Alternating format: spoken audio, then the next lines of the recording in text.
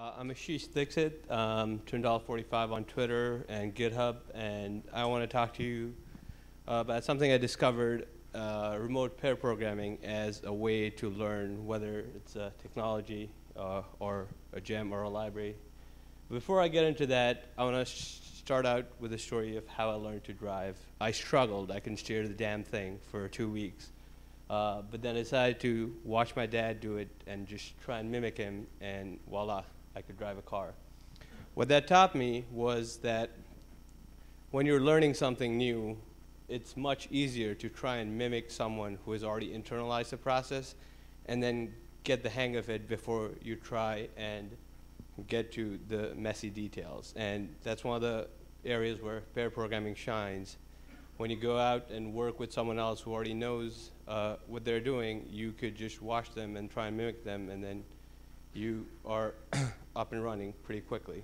We also know that internet has provided us with a great communication medium to connect and interact with people all across the world, and pretty easily, and it has revolutionized our way of staying connected with people everywhere.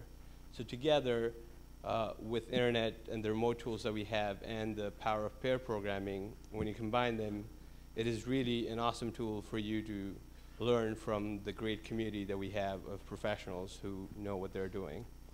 Now, why should you care about remote pair programming, or why should you do more remote pair programming?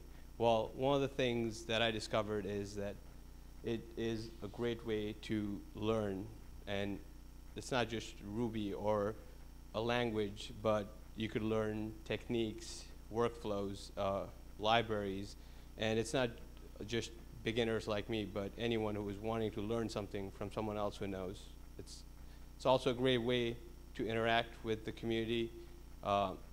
Just reaching out to someone else in the community saying, hey, I have this problem that I want to work on, let's hack on for half an hour, 40 minutes. You know, just working with the people in the community allows you to make new friends. I was working with David Brady, and before we even got to hack on anything, we started talking about different stuff related to programming, and we became pretty good friends pretty quickly. The simpler problems like code katas and Ruby quizzes and puzzle node problems really lead to great conversations around design and testability, and give you a better perspective of fundamentals of programming as you're working with the syntax. Those are the stuff that I experienced while I was doing more remote pair programming with people, but I feel like there are more things that we could do that are possible. One of the things that we could potentially do more is do open source code walkthroughs for beginners who want to start contributing to open source project, done by people who are more experienced with the code base, just to get them up to speed, give them an overview. Another possibility that I see is doing remote journeyman tours. People who have the willingness to go out and work with other people and learn from the experience, but not necessarily the time or the resources to make that happen, could do it like Corey Haynes did, except they could do it at the comfort of their own home without having to leave. And it's not that hard to get started. The resources to get started with remote pair programming are pretty simple.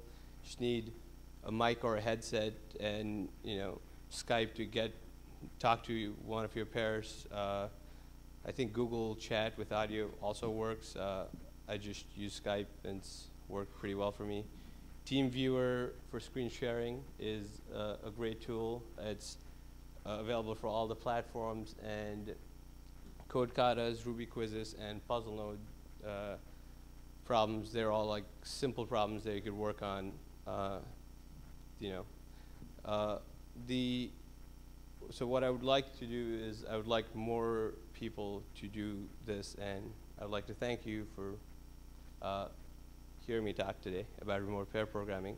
A quick announcement before I go is that I want to talk to people about mentorship and its impact on their programming careers. So please come find me or send me a message or @reply at Twitter, and I'll love to talk to you. Thank you.